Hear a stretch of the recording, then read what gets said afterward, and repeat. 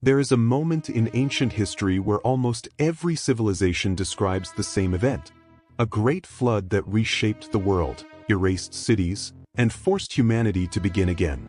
But the earliest written version of this event doesn't come from the Bible or later myths. It comes from Sumer, the first known civilization, and it directly involves the Anunnaki.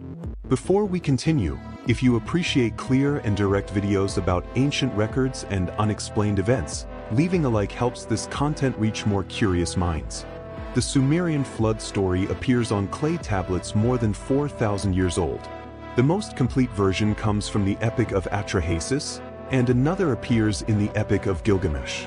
Both describe a catastrophic flood, but the details surrounding why it happened are what make the Sumerian account so unique. According to the tablets, the decision to flood the world wasn't made by nature. It wasn't a storm, or a river disaster, or a mythological accident. The texts say it was a deliberate action, planned and executed by members of the Anunnaki. This is where the story becomes controversial. In the Sumerian worldview, the Anunnaki were not distant sky gods. They were active participants in early human society. Some were described as leaders or judges, others as architects of human life.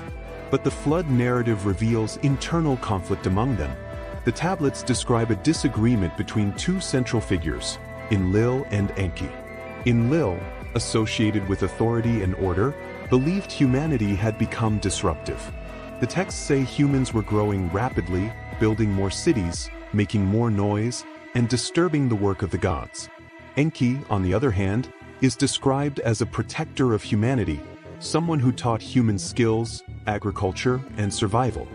This disagreement is what sets the flood in motion. If you enjoy structured explanations like this one, consider subscribing.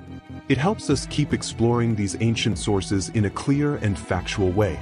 According to the tablets, Enlil pushes for a decisive solution, a flood powerful enough to reset civilization. He gains support from several members of the Anunnaki Council. The plan is carried out in secrecy, and the story describes specific steps taken to ensure humanity doesn't survive. The city of Shuruppak, one of the oldest Sumerian settlements, becomes a central location in the narrative. This is where Atrahasis enters the story. Atrahasis is not described as a hero in the modern sense. He isn't chosen because of special abilities or divine purity. He is described simply as a wise man, someone Enki trusts.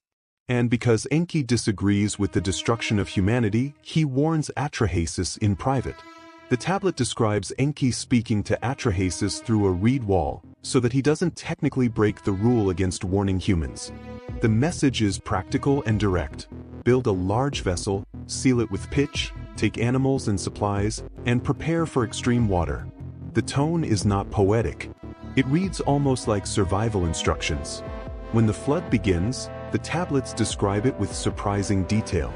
7 days and 7 nights of continuous destruction.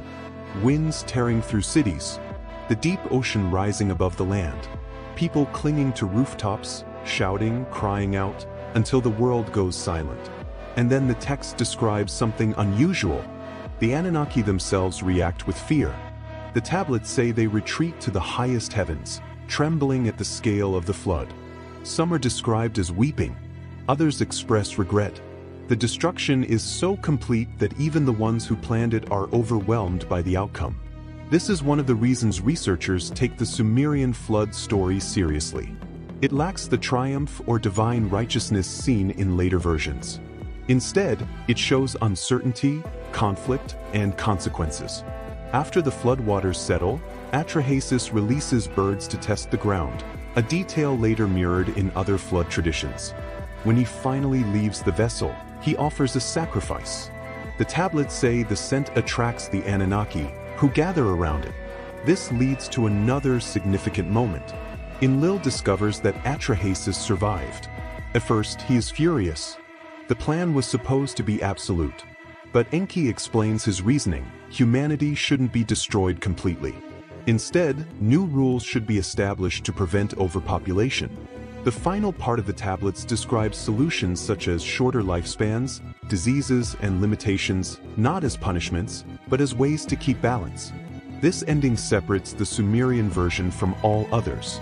It presents the flood not as moral judgment, but as a practical response to a problem, one debated among powerful beings who disagreed on how humanity should be guided.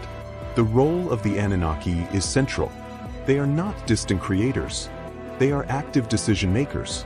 Some protect, some enforce, some regret their choices. This complexity is rarely seen in ancient myth.